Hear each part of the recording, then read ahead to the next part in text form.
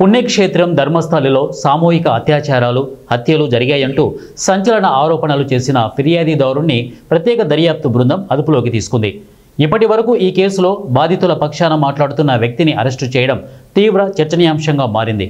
అతడి ఆరోపణలన్నీ కల్పితమని, అవాస్తవమని తేలడంతో ఈ చర్య తీసుకున్నట్టు అధికారులు వెల్లడించారు. కర్ణాటక రాష్ట్రం ధర్మస్థల గత కొంతకాలంగా వార్తల్లోకి ఎక్కింది. గత కొంతకాలంగా పోలీస్ అధికారులు వెంట పరిసర ప్రాంతంలోని చెట్లు, పుట్టల వెంట తన ముఖం బయటపడకుండా ముసుగు ధరించి తిరుగుతున్న ఓ వ్యక్తిని మనం చూసే ఉంటాం. ధర్మస్థలలో ఘోరాలు జరిగాయంటూ ఆరోపణలు గుప్పించిన విషయం తెలిసిందే. భీమా అనే పారిశుద్ధ్య కార్మికుడు గతంలో తాను ఇక్కడ విధులు నిర్వర్తించినప్పుడు 100కు పైగా యువతుల మృతదేహాలను తన చేతులతో పాతి పెట్టానని పోలీసులకు ఫిర్యాదు చేశాడు. ఈ వ్యవహారంపై ఏర్పాటు చేసిన ప్రత్యేక దర్యాప్తు బృందం అతన్ని విచారణకు పిలిచింది. గంటల తరబడి సాగిన విచారణలో అతడు చెప్పిన విషయాలకు, వాస్తవాలకు పొంతన లేదని అధికారులు గుర్తించారు.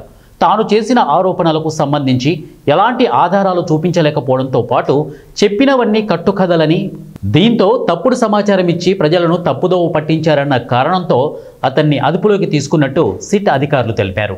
ఈ అరెస్టుతో ధర్మస్థల కేసు అనూహ్య మలుపు తీసుకుంది. ఈ వ్యవహారంపై ఏర్పాటు చేసిన ప్రత్యేక దర్యాప్తు బృందం అతన్ని విచారణకు పిలిపించింది.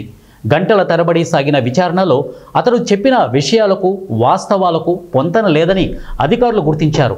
తాను చేసిన ఆరోపణలకు సంబంధించి ఎలాంటి ఆధారాలు చూపించలేకపోవడంతో పాటు చెప్పినవన్నీ కట్టుకథలని విచారణలో తేలింది. దీంతో తప్పుడు సమాచారం ఇచ్చి ప్రజలను తప్పుదోవ పట్టించారన్న కారణంతో అతన్ని అదుపులోకి తీసుకున్నట్టు సిట్ అధికారులు తెలిపారు. ఈ అరెస్టుతో ధర్మస్థల కేసు అనూహ్య మలుపు తీసుకుంది.